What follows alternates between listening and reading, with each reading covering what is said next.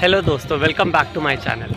आज मैं आपको वृंदावन धाम में लेकर आया हूँ और दर्शन करा रहा हूँ यहाँ पे होने वाले कुंभ की गतिविधियों के बारे में। और इस समय हम यमुना मैया जी की गोद में बैठे हैं। आप दर्शन कर सकते हैं मेरे पीछे यमुना महारानी की, यमुना रसरानी की। महाकुंभ 12 साल में एक बार वृंदावन में आयोजित होता है और उस कुंभ के बारे में जो व्यवस्थाएं हो रही हैं वो मैं आपको उसके बारे में अवगत कराऊंगा। जो महाकुंभ का आयोजन है वो आने वाली 16 फरवरी जो बसंत पंचमी से लेकर 25 मार्च तक रहेगा।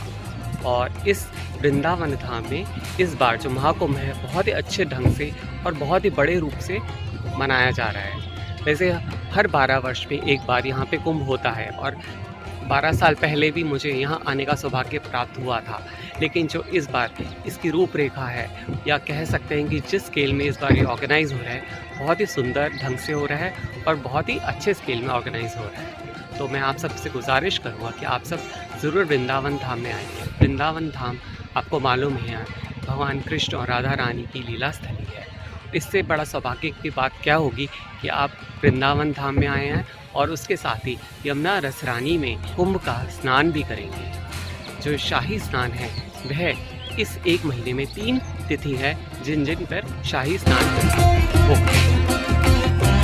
आप यहीं से आगे जाएंगे तो 100 एकड़ का जो करीब एरिया है जिसको कुंभ के लिए रखा गया है और यहाँ पे बहुत ही सारे अखाड़े और बहुत ही पंडाल लगने शुरू हो गए हैं। अभी हम आगे आपको दिखाएंगे कि वहाँ पे क्या क्या व्यवस्था की जा रही है।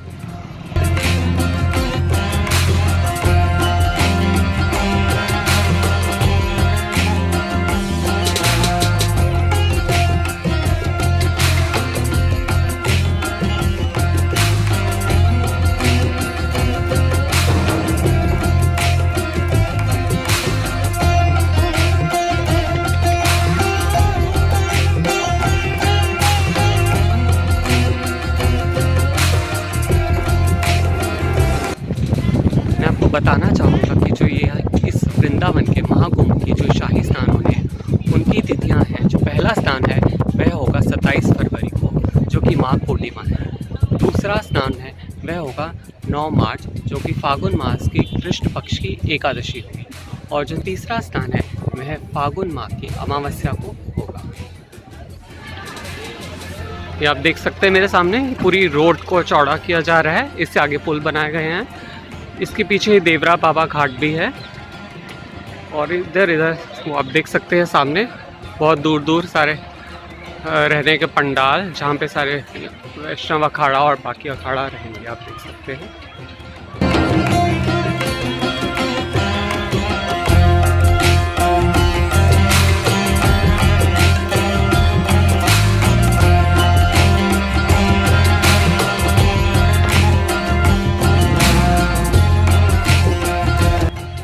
ये देखिए सुंदर सुंदर पंडाल बनाए जा रहे हैं।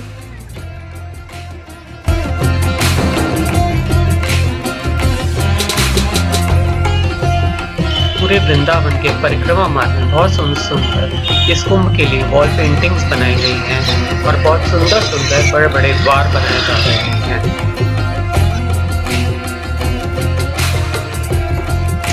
ये आप रात का नज़ारा देख सकते हैं कैसे पूरा यमुना जी का तट जगमग हो रहा है और कितनी सुंदर कुंभ नगरी वृंदावन लग रही है।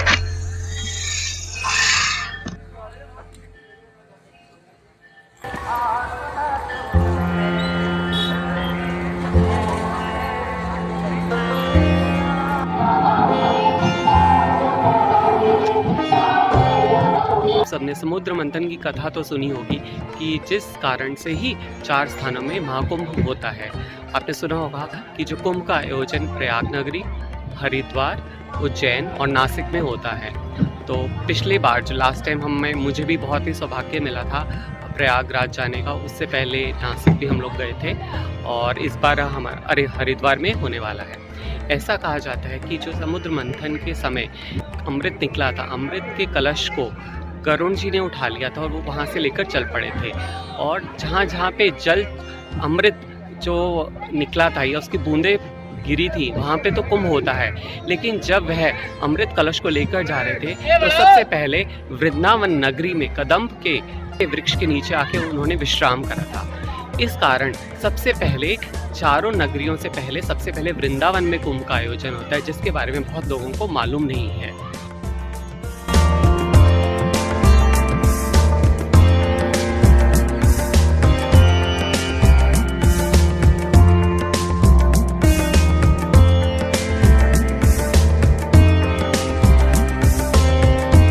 ऐसा भी कहा जाता है कि जो वृंदावन है वहाँ पे महाकुंभ की बैठक की जाती है। जब भी हरिद्वार में कुंभ होता है उससे पहले वहाँ पे सारे संतों, वैष्णवों और महामंडलेश्वरों और आचार्यों के बीच सब जो आने वाले कुंभ का आयोजन की पूरी गतिविधियों के बारे में चर्चा करते हैं और उसके बारे में आप कह सकते हैं मीटिंग करते हैं कि सब प्रिपरेशंस, हर चीज़ कैसे जाएगी, कैसा होगा। वो गौ और गोपाल की है।